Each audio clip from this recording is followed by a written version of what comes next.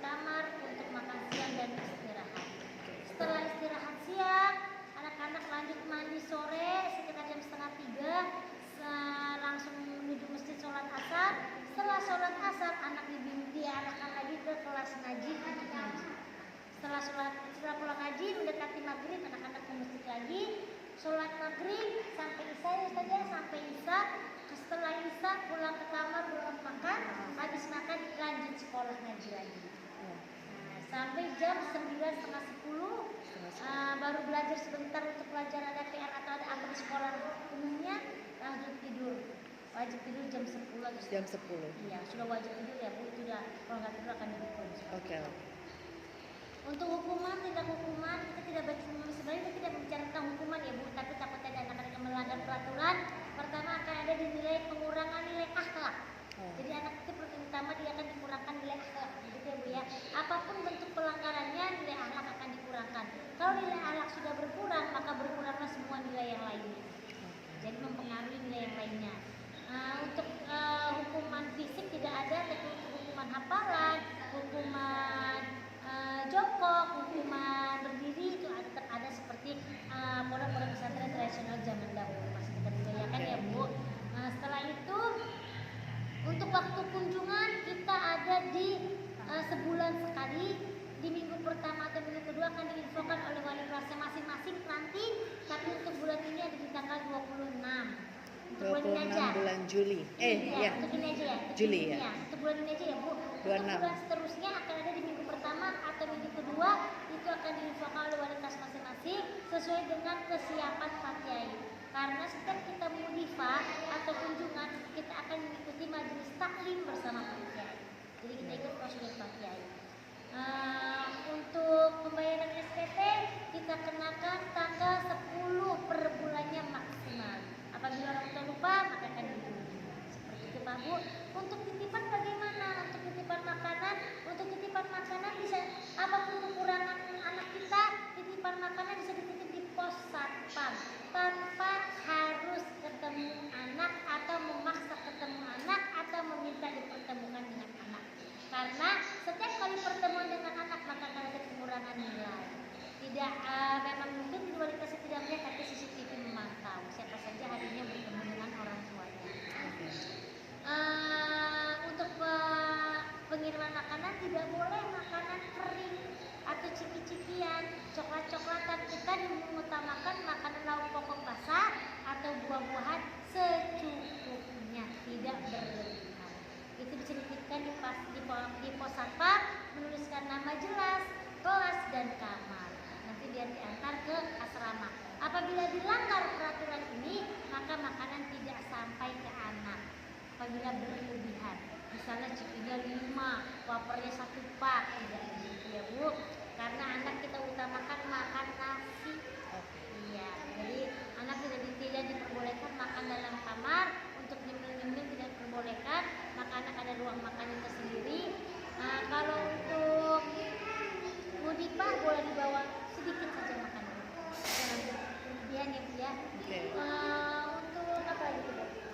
Untuk laundry dibayarkan oleh anak sendiri, langsung dia sendiri berapa timbangannya. Jadi ada tim laundry yang datang, bawa timbangan, dia timbang sendiri, dia lihat sekilonya 7.000. Kalau saya perhatikan dalam 1 bulan itu tidak habis 200.000. Untuk laundry tidak habis ya Bu. Ada juga si anak yang boros misalnya dia Bu, cuci spray, cuci handuk, cuci segala-galanya, bikin bersih selalu, jadi agak banyak sedikit. Tapi kalau ada cuma baju-baju aja, paling 2 kilo sekali timbang, karena per minggunya 2 kali timbang, Rabu dan Sabtu. Ya. Jadi anak-anak Rabu baju Senin Selasa Rabu dicuci, yang baju buat Kamis datang. Kami cuma Sabtu nyuci baju, yang buat Minggu Senin sudah datang. Jadi anak-anak nggak ada baju yang nggak dikirim. Apa lagi Bu? Untuk masalah kesehatan, karena kan kondisi cuaca sekarang udah ekstrim ya. Kalau misalnya anak kami itu sedang sakit, kiranya solusi apa nih dari pihak pondok yang diberikan? Ya, pertama untuk pencegah yang sakit itu tadi kita itu kita tidak memperbolehkan masuk sembarang makanan. Ya Bu, ya karena itu kan ciki-ciki MSG itu mengaruh banget buat radang dan makin membuat kondisi semakin lemah. Yang kedua, kalau anak itu sakit, kita tidak langsung infokan orang tua kita bahwa berobat, wajib berobat di pondok. Setelah wajib berobat di pondok tidak ada perubahan, anak boleh istirahat di rumah dengan catatan sudah mendapat surat dari klinik yang kita bawa. Nah, kalau di rumah masih berkepanjangan, orang tua bisa mengirimkan surat kesehatannya, surat keterangan sakitnya untuk wali kelasnya, seperti itu. Jadi untuk sakit tidak langsung pulang. Jadi untuk sakit tidak langsung pulang, tapi kita kondisikan dulu di sini. Sekiranya sembuh, alhamdulillah. Tidak sembuh, kita infokan. Jadi waktunya nggak lama bu. Setelah kita bawa berobat, 2 hari nggak ada perubahan kita. Tidak berapa lama ke seminggu enggak. Langsung kita hubungi. Berarti dari mulai gejala itu 2 hari ditangani, jika tidak ada perubahan 2 hari itu baru dihubungi Iya. kita ya. Tapi itu dalam kondisi sudah ke dokter ya bu. Oke, baik. Ya, gitu kondisi ke dokter dulu. Kita nggak bawa anak, kalau kita cuma praduga aja. Ini anak lagi bertiga mau pulang. Jadi tidak seperti. Jadi anak kan kita nggak tahu ya bu, anak-anak kadang-kadang ada yang mabuk, mereka bilangnya sakit pada tidak sakit. Oke. Ya seperti itu ya bu. Kadang-kadang mereka lelah untuk belajar, lagi subuh kan udah jam 3 mereka udah bangun. Kemudian bilang mereka pusing, tapi kita lihat waktu di UKS mereka tidur nyenyak. Anak pusing itu tidak tidur nyenyak. Anak yang sakit itu tidak tidur nyenyak. Jadi kalau mereka tidur nyenyak, saat kita kontrol, maka kita anggap itu mereka tidak sakit. Apalagi ketika badannya tidak aktif. Oke. Jadi kita bisa membedakan mana yang benar-benar sakit, mana yang sedang sakit rindu, mana yang sedang sakit bening. Sakit Kita rindu. bisa kelompokkan dulu ya bu. Oke. Karena kita sudah paham di bidang itunya tuh. Iya. Ada anak yang sakit rindu, ada anak yang sakit rindu, nggak sembuh-sembuh, kita berobat nggak sembuh-sembuh juga, maka obatnya hanya pulang. Kita kasih waktu 1-2 hari. Jadi kita bisa mengelompokkannya sakit rindu. Oke, baik. Karena nanti di kliniknya pun dokter bilang Nggak sakit apa-apa. hanya lambung aja, ditanya lambung aja. Cuma kan kalau stres itu ke lambung ya bu. Iya. Apa-apa itu ke lambung ya. Jadi kan anak-anak akan dokter bilang sendiri. Jadi kita akan bawa pulang, tapi orang tua harus kerjasama. Kalau kita pulang hari ini harus sudah di rumah bu, cuma ada waktu 2 hari ya bu ya. Nanti kalau tidak dikembalikan sesuai dengan jadwal ditentukan, balik lagi bu, akan dikurangkan nilai akhlak. Nilai akhlaknya. Ya, kalau nilai akhlak sudah berkurang, maka nilai matematika, bahasa Indonesia, kita kuning semuanya drastis berkurang. Karena setiap kali penilaian kita selalu rapatkan dengan pimpinan langsung pakai Sumarusak. Dia mau akhlaknya yang dibaikin. Karena anak-anak yang disiplin itu anaknya pasti tidak bagus. Karena lagi Untuk asupan makanan, maaf karena anak saya ini kan alergi udang ya. oh ya, Jadi kiranya itu berapa frekuensi yang akan diberikan misalnya untuk makan ikannya untuk ikan laut, atau mungkin ikannya kayak kalau yang umum gitu kan ya mungkin lebih netral buat semuanya gitu. kalau masalah makan itu sudah terjadwal Senin sampai Minggunya ibu. Kalau jadwalnya kadang-kadang saya tidak hafal, tapi ada guru-guru asramanya hafal. Telur sekali seminggu, ayam sekali seminggu, ikan sekali seminggu, minum susu sekali seminggu. Kalau udang belum pernah suka jual bu. Tapi kalau ikan kadang-kadang suka ikan lele ya, ikan lele. Oh, lele aman. Ikan Lele aman. ikan lele sama Lele ikan tongkol tongkol. aman ya. Iya. Kalau telur kita produksi sendiri. Oh, dari peternakan sini ya. Oke. Ada telur Arab, ada telur negeri biasa. Untuk sayurnya kita produksi sendiri juga nih. Iya. Oke. Berarti kalau udang-udangan aman ya enggak ya? Aman. Oke. Kalau makan kita tidak menjanjikan selalu enak ya, bukan anak-anak kan relatif ya. Iya, Tapi betul. nanti kalau mereka sudah menyelesaikan tidak punya makanan ciki-cikian, mereka akan berani makan.